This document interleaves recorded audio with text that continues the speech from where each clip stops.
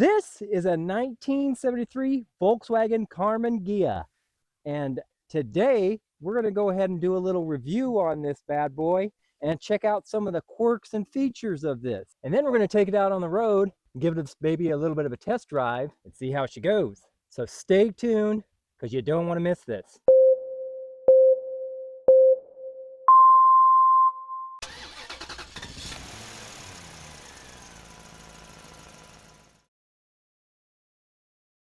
The first Volkswagen Karmen Ghia prototype was unveiled at the 1953 Paris Auto Show. The Volkswagen Karmen Ghia are a family of 3 overlapping sports car models produced by Volkswagen, marketed in a 2+2 coupe and a 2+2 convertible.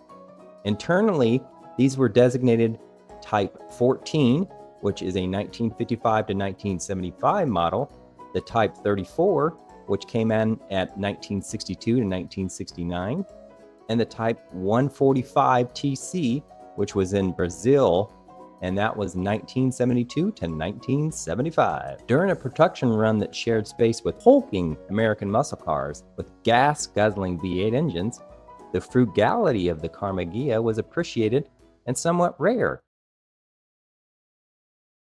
All right, right now we're going to go ahead and check out the engine of this guy. But if you know anything about the Volkswagens, you know why I'm not right at the front over here. It's because the engine is back here. Hey! Now this 73 Karmen Ghia came with a 1600cc engine. And I know that sounds huge, but let me tell you, it's like driving a little go-kart engine. But as you can tell, there's plenty of room. If you're one of those that likes to work on your engines, you can get everything that you need to get to, and you get your hands all in there if you want. So works out really good. Now, starting at the front of this little guy, you're going to realize that it kind of looks like it's almost got some eyebrows, and it's because of these guys right here, the little air intakes. But it is got a cute little frame in the front here, and you got, of course, these old school headlights. Then coming down here, you got just basic turn signals. And then if you've ever seen the older vehicles, especially the Volkswagen Bugs, they've got that generic old school bumper that is no thrills and frills, but boy, it does save you if you get into a crash. But yeah, it's kind of a cute little front. And of course, you got this nice little curve in the front here that goes all the way up.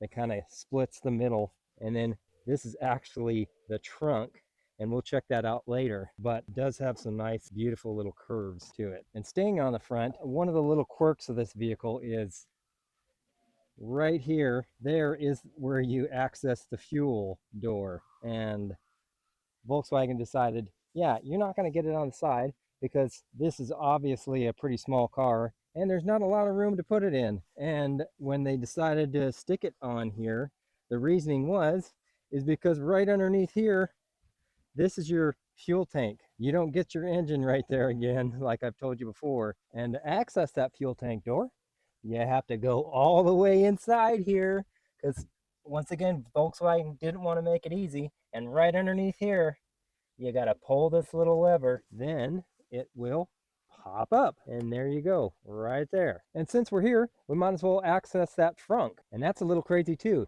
You got to do the same thing, open up the glove box, and there's a little lever right there, and you crank that sucker down, it opens it right there. Then you stick your hand underneath in there, and there's a little lever underneath here, just like a traditional hood. You pop that, and voila, there you go. You got an extra little trunk.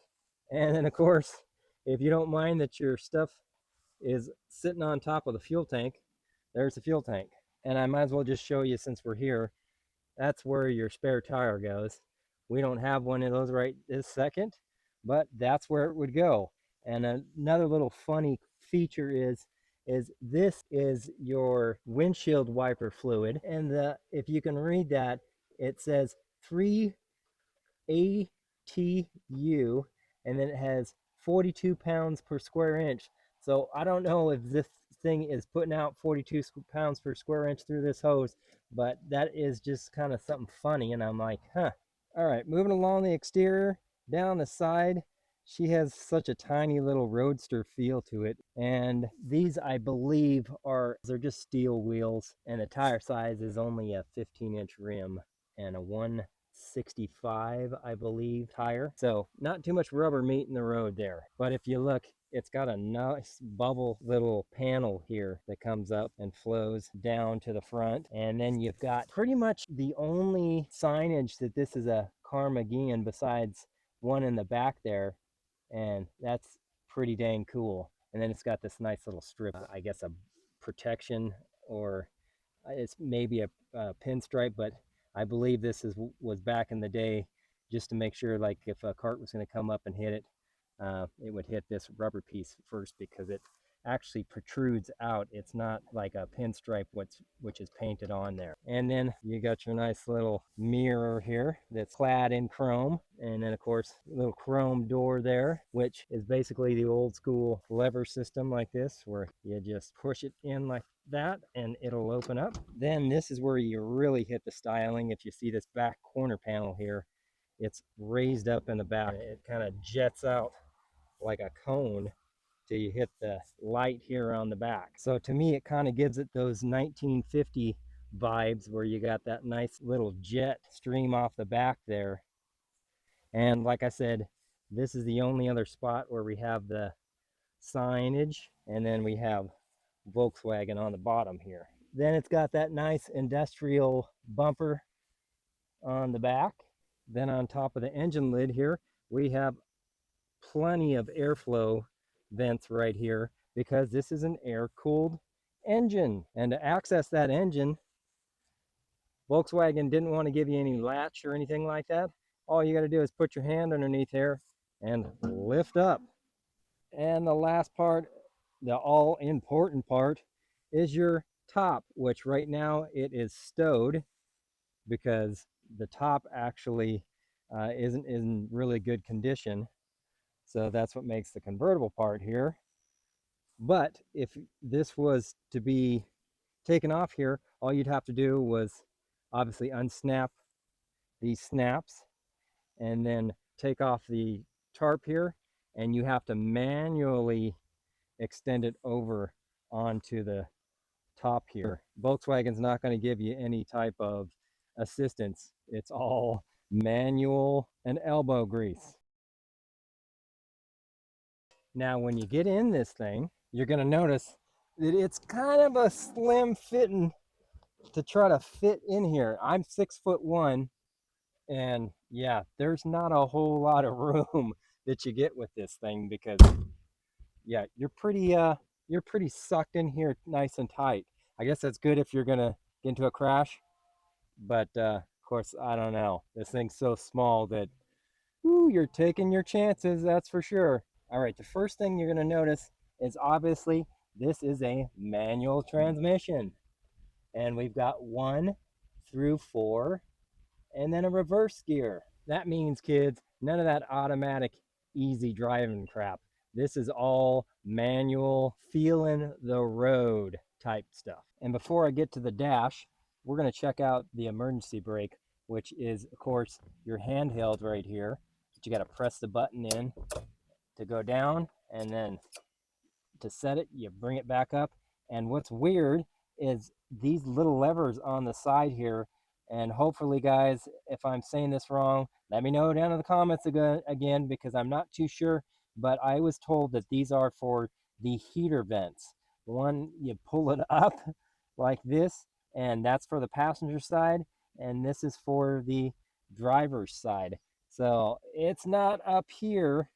You're not getting any of that convenience. It's all down right here. And don't think you're going to get any cool safety features in this. It's all lap belt city right here. Now, moving up to the dash, the steering wheel, we've got a nice little picture of a wolf. And I guess this must have been the old school Volkswagen symbol back in the day. But not too much to the steering wheel. Again, kids, you're not going to get any type of luxury in this. It's all just, you know, hard plastic and a hard plastic steering wheel. That is it. And the turn signals, that's it. Just one nice little stick right here. This is for your actual lights and turn signals. And this guy over here on the right hand side is for your wash and wipers. Now going over the dash, we have hazard lights, and then you have your actual headlights that you pull back like this, and that just goes for low beams. And like I said, this is to activate your high beams. Then you have your speedometer and this cool little button to reset the trip meter. And then they actually give you a clock over here that you use this button to push in and go ahead and change the time, which I don't know why it's so big, but I guess Volkswagen wanted to give you something really special. And then down right below there, that's your fuel gauge.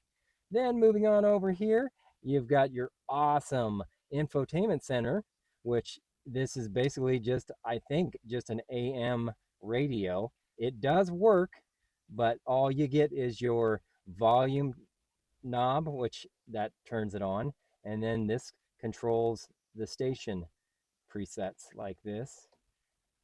And to actually get your quick presets, just like this, you press your buttons and it'll go to the presets that you have. And this is the only speaker that you're going to get, is right on the dash here. So you're definitely not going to be bumping in this thing. Then Volkswagen wanted to make sure that you, I guess, fasten your seatbelts. And I'm not sure if this lights up, because it doesn't do that when I've turned on the headlights or anything. But that's just one of those things that I find really funny, is that Volkswagen wanted to put that there that says fasten your seatbelts, especially because you only have lap belts in this thing. But moving on down here, you'll see that you've got some little air vents, and I believe that you turn to the left. This is for the driver's side, and you do the same thing, turn to the left for the passenger side, and it comes on right down here. These are the vents, I believe. This for the driver's side, and then there's one on the passenger side right there on the lip. And you definitely are uptown because you can lock your glove box. And like I said, that's all the room you get is right here. Okay, and just in case you want to keep the sun from going out of your eyes there when you're sitting down, this is all you got. And then look at this little rear view mirror. Look at how tiny this thing is. My hand basically can fit the whole thing, and I still have room to spare. Now, moving on to the back seat, or what you can call a back seat. The way you do that is you're going to lift this up, then push your seat back, and guess what? That's all the room you get to get in, just like that. And really, it doesn't matter because the actual back seat is this big. And that's it. It's cavernous. Okay, now we're getting in the car here, and I'm going to take this on a test drive so you can see how this goes. But you're going to hear the fun little sound that this makes when I turn it on, and see if you can guess what this sounds like.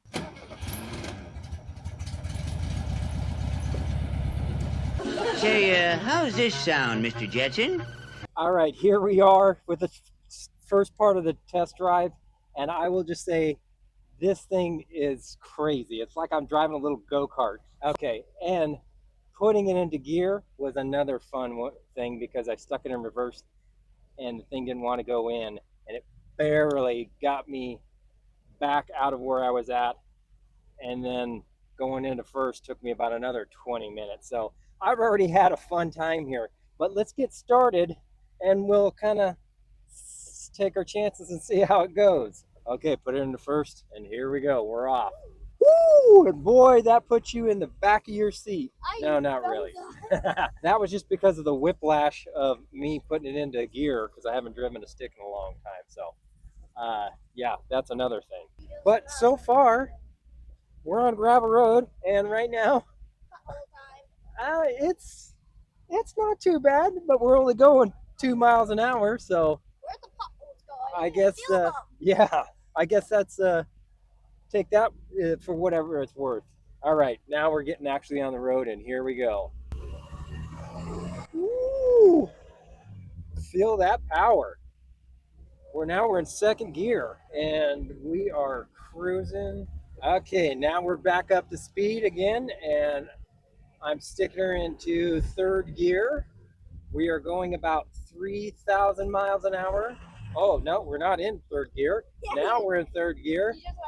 And it feels, actually, I don't know how fast we're going because the speedometer doesn't work. But yeah, this thing feels like you're going about 50,000 miles an hour, even though I'm barely going anywhere. I'm in second right now. I'm going to stick her into third, which I hope is third. And yeah, I mean, I feel like I'm gonna die. We're cruising. We're going 30 miles an hour, and it feels like you're going 70. Yeah, it feels like you're going 70. So, yeah, this thing is pretty fun to drive as far as white knuckling it. Whoa! All right, we just had a big semi go right by us. I don't like you. And boy, it felt like there was a tornado going by us. So now we're going to test out the brakes, and we're going to stop. And you know what? Surprisingly, that actually felt pretty good. I didn't feel like we're going to die, and so I guess that, yeah, my passenger did. He felt like he was going to die, but to me, I thought that was actually pretty good. A lot better than I thought it was going to be. But you know what? Let's get on this little guy and see if we can kind of make her go fast. Ready? Here we go. Starting from the beginning. Okay, we got first gear. And here's second gear. Then third gear. I have my blinkers on. Okay, we're going, and fourth gear. We're cruising, I guess, about 51 miles an hour. And like I said, you definitely know you're going 51 miles an hour. But really, the steering is actually pretty good. But overall, this thing is basically just kind of a cruiser. You don't want to go too fast. Because of that right there, another semi just passed me, and it is actually kind of scary. And it's, of course, loud as crap in here because the engine sounds like it's going to blow out of the car. But overall, I would say, as far as fun factor, this is an A plus because really, with that manual transmission, you know you're feeling the road. It's got nice responsiveness. You're feeling like you are owning the road, and yeah, it's just a definitely a driver's car, a driver's experience.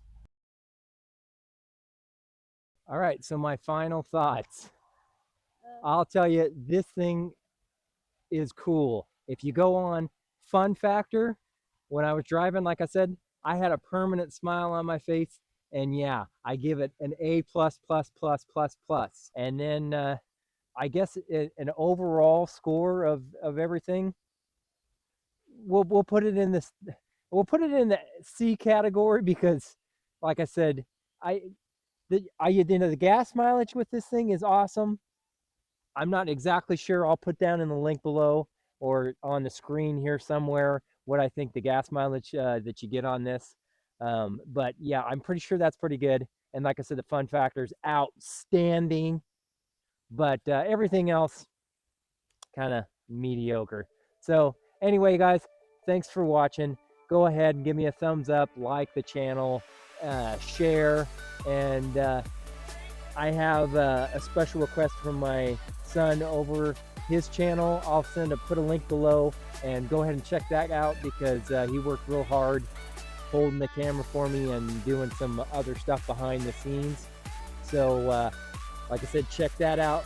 But anyway, share the crap out of this video, guys, because this thing is so cool and people need to know about this. So anyway, I guess I will see you on the next review. Love you. Peace.